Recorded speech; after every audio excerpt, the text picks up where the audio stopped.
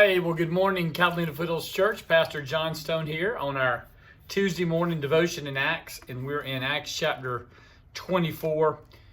So in Acts, basically beginning in Acts, I think 21, beginning in 21, Paul goes to Jerusalem where the Jews, both those who have converted to the way, but primarily not those, but the Jews who have not converted to Christianity, who don't see Jesus as the Messiah, are bound and determined to kill Paul. There's an amazing passage where we're told in chapter 23 that the next morning, some Jews formed a conspiracy and bound themselves with an oath not to eat or drink until they had killed Paul. More than 40 men were involved in this plot. They went to the chief priests and elders and said, "We have taken a solemn oath not to eat anything until we have killed Paul." Paul's preaching and teaching that Jesus was the Christ, and really the fulfillment of the Old Testament, even in part the fulfiller of the law, it so enraged the Jewish nation that they wanted to kill Paul. Ultimately, Paul appeals to Caesar as a Roman citizen, and he's sent in front of several judges. He ends up, they send him to Felix, the governor, where he has a trial. And there's this amazing moment in the trial because we're told that some Jews, the chief priest, along with a lawyer, so now that the pastor, the Jewish pastor's gotten a lawyer involved, we know it's serious at that point, named Tullus. And the chief priest and Tullus go down to make their case to Felix that they should be allowed to kill Paul because he's breaking their law. And so Felix hears their argument made by Tullus, and then Paul simply says this, and it's a fascinating and fun question. Paul recounts the way he's lived, that he was born a Jew, that he was educated a Jew, and then he had been converted to be a follower of Jesus Christ, or the way as they call it here. And he talks about how that has taken place. And then he simply says this at the end of his argument, because his argument is not that long, and you can read it. We don't have time to read it in a short devotional. It begins in basically verse 10 of chapter 24. And then he concludes it in 11 verses later when he says, it is concerning the resurrection of the dead that I am on trial before you today. Then Felix, who was well acquainted with the way, adjourned the proceedings. So Paul recounts the story, and he really cuts through the argument that Tullus, the lawyer, has made, and that the Jews are making. He makes it very clear to Felix, I stand on trial because over and over and over I have preached about the resurrection of the dead,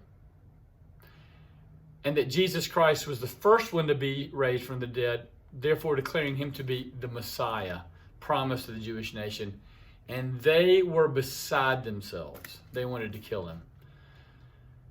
So we recognize here what Paul in the New Testament and even what Jesus tells us so often, and that is that if we follow Jesus Christ, if we're followers and obedient to Jesus Christ, people in some cases will want to kill us because we believe that Jesus is the answer to every question being asked. Now, I recognize that some of the questions being asked, I'm not being sarcastic, or how do we do traffic flow better, or how do we do energy grids better, or how do we do an economy better? And I don't mean it that way, but every epistemological question, every question about knowledge, and every question about who we are is answered in this phrase: Jesus Christ was raised from the dead, and faith in Jesus Christ delivers someone from a destiny of hell to a destiny in heaven. And that infuriates people. So if they put you on trial today, if they put your life on trial today, if they put the life of this church on trial today, could we say what Paul says? I am on trial today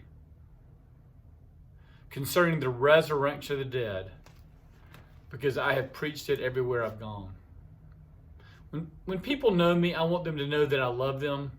Because I'm a follower of Jesus Christ. I'm loved because he first loved me.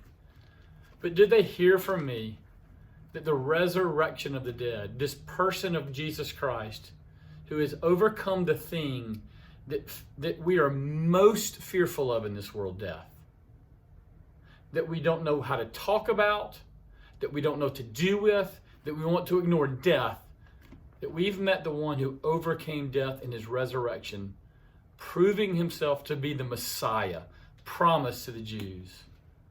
The only name in heaven or on earth by which a man may be saved. Would they find you and I guilty of talking about the resurrection? Brothers and sisters, may it be true of John Stone, your pastor. May it certainly be true of Catalina Fiddles Church, where we want people to know Jesus Christ. As we talked about at the table, we're sinners and he has saved us. This is our hope. I hope you have a great week. I look forward to being with you on Sunday, whether that's in person or online. Hope if you've had your shot, hope as those of you who are staying home, and we understand that, are starting to feel more safe, you'll come back. Most of the folks staying home have a good reason to stay home. I want to say this to those who don't. It's time to come back if you don't have a good reason. Don't get in the habit of staying home. Come into God's church. Come be with God's people where Christ's presence is uniquely with us, that you'll be blessed, because we'll be blessed if you're here. We love all you. We miss you. Have a great week.